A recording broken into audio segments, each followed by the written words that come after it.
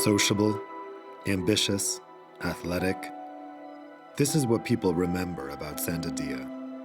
This young man wanted to join the Rozengam's Circle, a fraternity of students from elite families at the University of Leuven in Flanders. But this son of an African-born worker did not survive the fraternity's ultra-violent hazing in December 2018. He died of a heart attack. Now his family wants to understand why Sanda Dia was the only one to die among the group that night.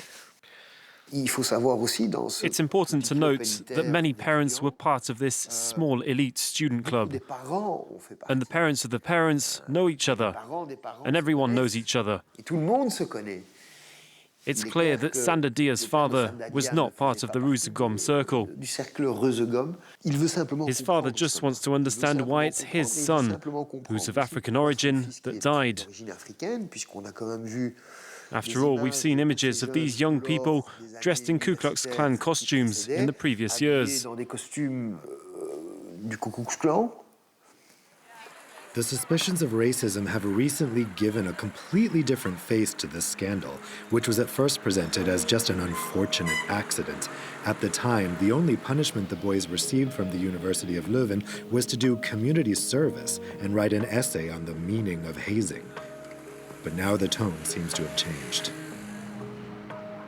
Until the end of the first semester of the academic year 2020-2021, affected students will be denied access to the university buildings. Several testimonials have changed the situation.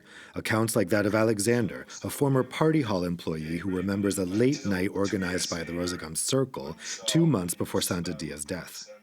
I asked the guys to help me because it's a lot of work, and at that moment they shouted to a guy further on the streets, and they shouted like "Nick," and it was meant to call Sanda. Kenny Van Minsel, president of the student council at the time, knows very well the mentality of this fraternity. These are young people who don't hesitate, according to him, to sing songs to the glory of Congo, the former Belgian colony. I think it clearly exhibits that racism is a normalized factor in these environments. The fact that they were able to tell people that black people should work for white people and that they completely found this normal is very, very troubling, to say the least. So yes, I think this is a red flag for people, and we should really start a debate on where we stand as people, or where we stand as a society or as organizations. This all comes at a time when the far right is the strongest it's ever been in the Dutch-speaking north of Belgium. In Brussels, this artist highlighting racism wanted to relay the story of Sanda Dia to the French-speaking half of the country in the south. There's an issue with the way that some people think, and it isn't really changing. Many people feel that what they say or what they think isn't really racist. But as soon as you bring these questions to the table, it becomes very sensitive, and it's difficult to have a conversation.